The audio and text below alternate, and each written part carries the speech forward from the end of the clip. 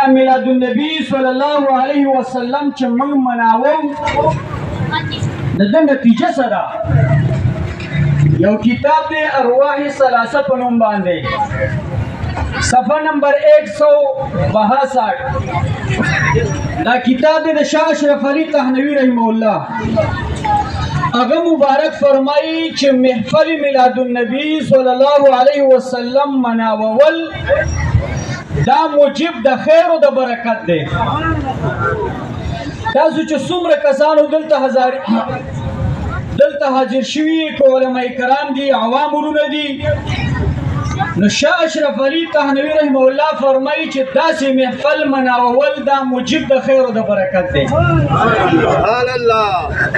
بل یو کتاب دی کلیات امدادیه هغه مبارک په خپل کتاب کې فرمایي چې محفل د میلاد النبی صلی الله علیه وسلم مناول دا موجب د خیر او د برکت دی جلال الدین سیوطی رحمه الله خپل کتاب کې لیکي الهوا للفتاوی کې نو ما واغسته د کتاب علماء کرام دا کتاب پیژني او هر مکتب فکر والا دی کتاب ته دا مسلم دی دا گردن نهاد دی هغه مبارک په دریم جلد کې یو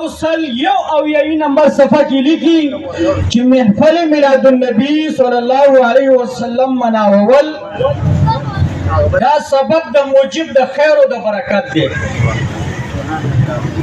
دی مبارک نه تپوس شوی دی جلال الدین سیوطی رحمه الله نه چې بعضې خلک په دغه ورځ باندې د تقریر او د نعتخوانۍ او د تلاوت په سلسله کې په محفل میلاد النبی صلی الله علیه وسلم کې خیرات کوي د دې څه حکم دی جلال الدین سیوطی رحمه الله ورته فرمایي چې د خیرات هم موجب د خیر او د برکت دی سبحان الله یو کتاب دی المهند علی المفند علماء دیوان دا مسلم کتاب دی هر مکتب فکر والا دا کتاب منی هغې کې تپوس شوی دی د دیوبند علماو نه چې محفل د میلاد النبی صلی الله علیه وسلم په مناولو کې ستاسو څه فتوا ده هغه مبارکان فتوا ورکوي چې میلاد النبی صلی الله علیه وسلم خو ډېره لویه خبره ده چې د نبي علیه السلام مبارک د اوصافو بیان وشي د نبی کریم علیه السلام د اوښې د خشنې ذکر هم په اعلی درجه کې مستحب منو سبحان الله ماشاءالله دا خبره مسلمه ده دې کې هیڅ شک و شبهه نشته زمونږ په دې علاقه کې مولانا ادریس صاحب لوی عالم دی نن سبا هغه مبارک فرمایي چې بهترین او د خیر او د برکت نه ډک میاشت راغله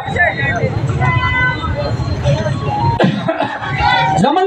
د فقه یو فتوا ده فتاوی شامی مانو واغستو علماء پیژني فتاوی شامی هغه فتوا ده چې د دیوبند په مدارسو کې پرته ده او د بریل په مدرسو کې دا پرته ده دواړو ته مسلمه ده او چې څومره علما فتوی ورکوي نو فتاوی شامی حواله ورکوي هغه مبارک په خپل کتاب کې لیکي چې په کومه